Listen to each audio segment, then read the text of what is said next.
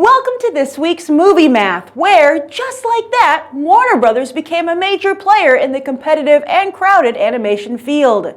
One would also hope that the studio takes note that this success came from forging their own unique path rather than, trying to copy other studios. Yes, it would seem that Warner Brothers Animation has become their most bold and confident department, which isn't too surprising considering the success they've enjoyed there on the small screen. Although some animation fans would argue that their house is out of order in that regard, and perhaps that's because they've shifted their focus to feature animation. So, how successful are we actually talking about here? Well, the Lego Movie debuted with an astounding $69 million in the middle of February. That's the second biggest opening ever for the month after Mel Gibson's Passion of the Christ, which interestingly was also about a special. Animation-wise, while the Lego Movie couldn't match the debut of recent sequels Despicable Me 2 and Monsters University, it did edge ahead of fellow original flick and mega hit Frozen.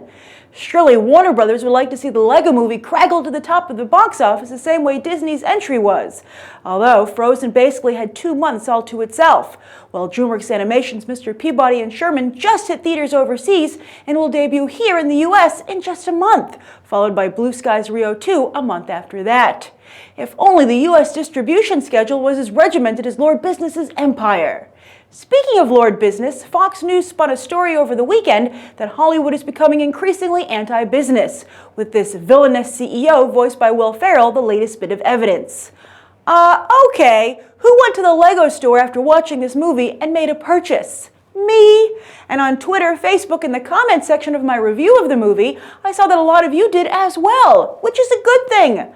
I'd say the Lego Movie, the Lorax, and WALL-E aren't anti-business, but rather promoting good business practices, lessons that will hopefully rub off on the CEOs of tomorrow, and maybe even on their parents today.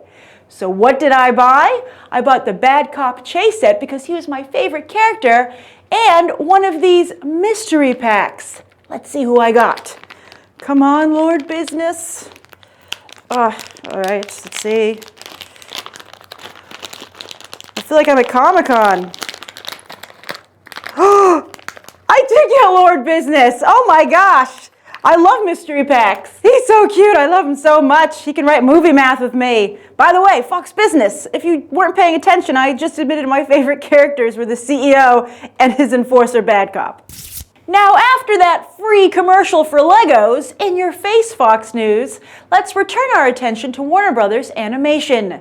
Studio distribution chief Dan Feldman told the Industry Trade Sunday that they are very interested in animation, promising you will be hearing more from us, and we will definitely be talking very shortly about our plans for Lego. But wait, didn't they already announce a sequel in the works just last week, right before the movie opened?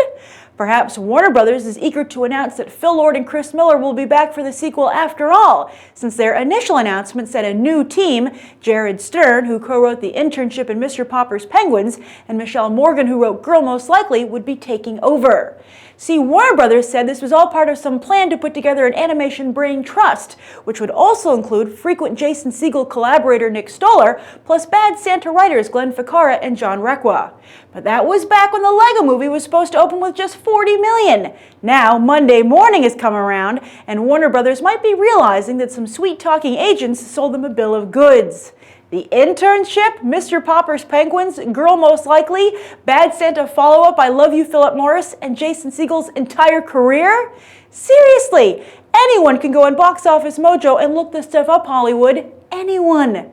But someone that Warner Brothers can bet on is producer Dan Lin. He first made them very happy by bringing the studio Guy Ritchie and Robert Downey Jr.'s Sherlock Holmes franchise. Sherlock 3 is on the way, and now he has the potential to become a major Hollywood player with this new feather in his cap.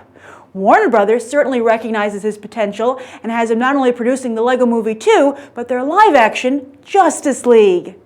As for the rest of the box office, George Clooney and company proved that old school still works, as it was good old-fashioned star power that propelled The Monuments Men to a $22 million opening, despite an embarrassing 34% on Rotten Tomatoes. In fact, it's the biggest debut ever for a film he's directed, and amazingly, in the same ballpark as co-star Matt Damon's intellectual sci-fi blockbuster from this summer, Elysium. Maybe Ocean's 14 should be put back on the table. Finally, Vampire Academy seems to be one of the final nails in the coffin for adapting young adult novels for the big screen, as it debuted lower than The Host, The Mortal Instruments, and Beautiful Creatures.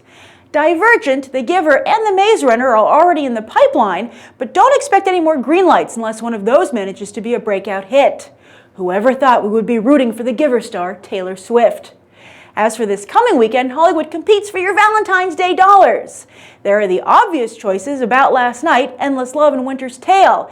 Yet just like last year with A Good Day to Die Hard, Hollywood is also offering up some action with Robocop. Interestingly, Robocop is expected to open on par, yet About Last Night is expected to own the weekend, unless audiences choose to watch Emmett and Wildstyle hold hands instead. And that's the weekend box office. I'm Grace Randolph, and we just did some movie math. As always, thanks for watching, and I hope we'll go beyond the trailer for these other top movies.